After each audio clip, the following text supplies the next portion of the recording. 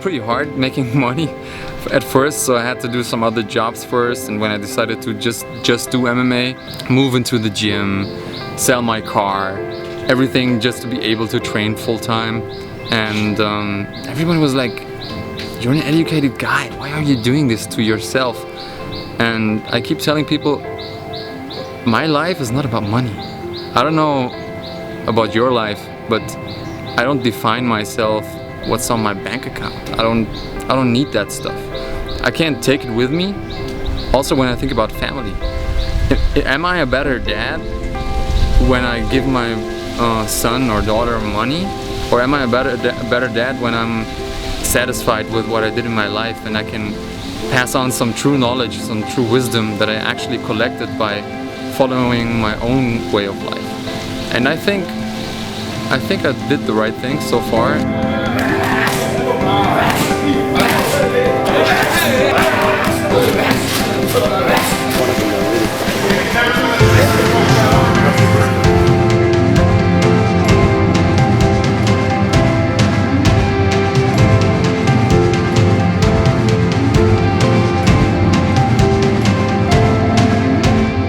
I can do anything I want to. I can travel, I can train with people all around the world, see new places, meet new friends and training partners, and that's all I want, that's all I need. I don't need anything more.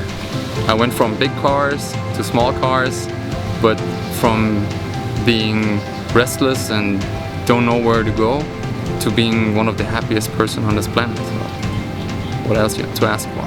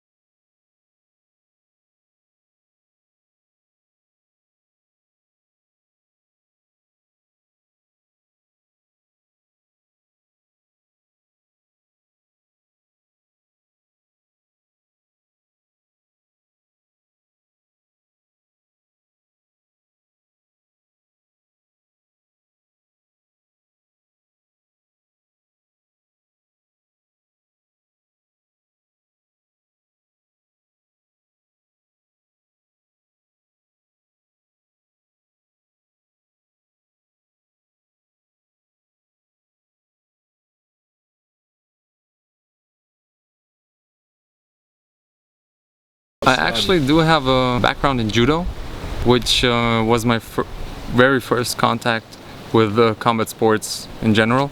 And it taught me a lot. It actually was the first sport I didn't really suck at.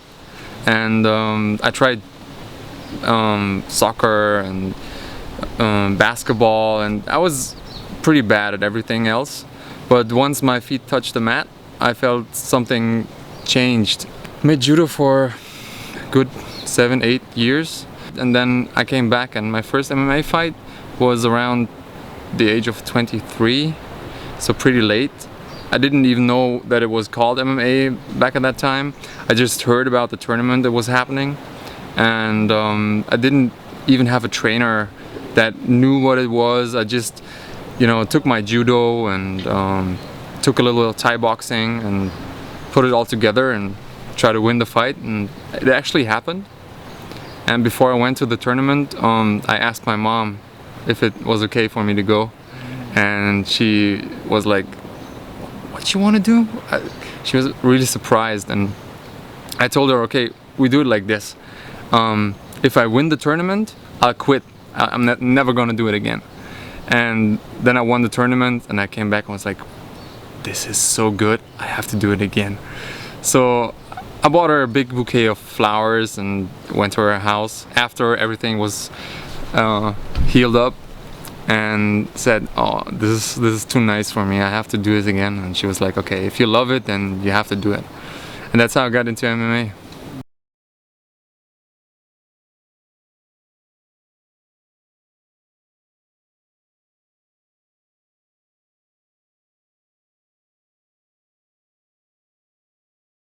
Everybody has his own goals in life and his own way of living, and my way has always been evolving. I wanted to evolve as a person. I wanted to evolve mentally. I wanted to evolve physically. So everything should lead me somewhere. The first time I fought MMA was actually to learn something about me, to find out what would you do if you're in an extreme situation like this. And it taught me so much about the person I am and the person that I can be, that I just had the feeling that I had to stick to it. When I first started it, I was still in university, and everybody was like, "Oh, how can you do that? It's so brutal, and it's a cruel sport, and everybody that does stuff like that is dumb." And I felt there's a lot of things to teach, and I felt that I'd probably be a good ambassador for the sport, and the sport gave me so much, so I wanted to give something back. And this is like the topic of my career.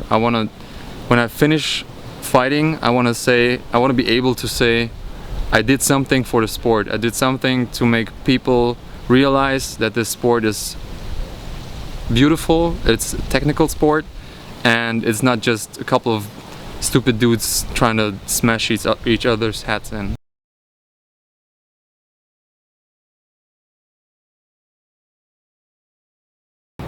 There's guys out there that I can beat like 99 out of 100 times, but when they meet me at a bad day or they have their best day in their life, they probably beat me. This is MMA. This is not a chess match. Anything can happen. One punch can end it all. You can slip and fall, and the guy lands on top of you, especially in heavyweight. Anything can happen. So that's one of the reasons why I think that MMA is such a great sport, because you never know what you're gonna get.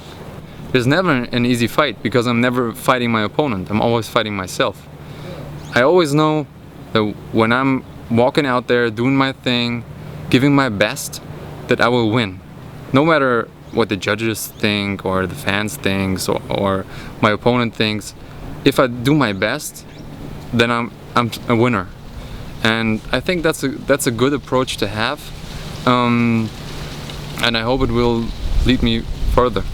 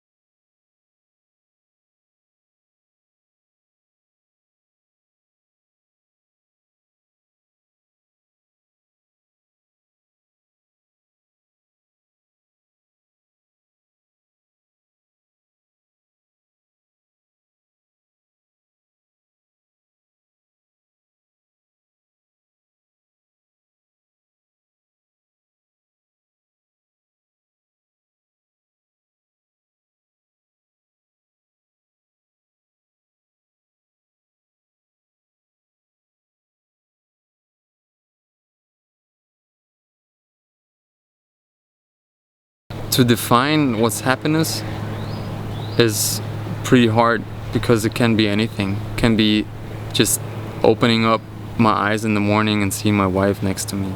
Happiness can be sitting back and thinking about the things I did and the things I saw. And I think that happiness is not possible if you never experience dark days. If you had some dark days in your life, and you know how it is to suffer, then you actually are able to be happy. If you never suffered in your life, if you never had some bad days, then you're probably never gonna be happy.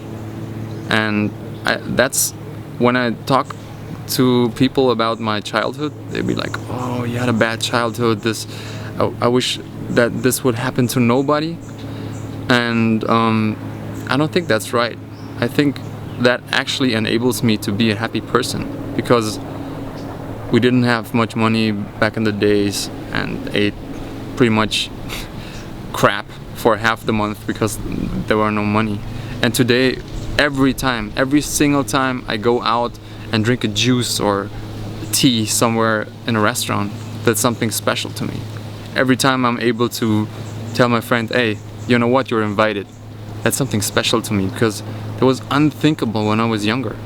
And now what even improves that for me is I know I can do it because I do something I love. So I earn enough money to do things that I love, and I'm able to appreciate it. I think that's a big thing of being a lucky person, a happy person. And of course, if you're in balance with yourself, and if you're happy with the decisions you make, and that's up to everybody.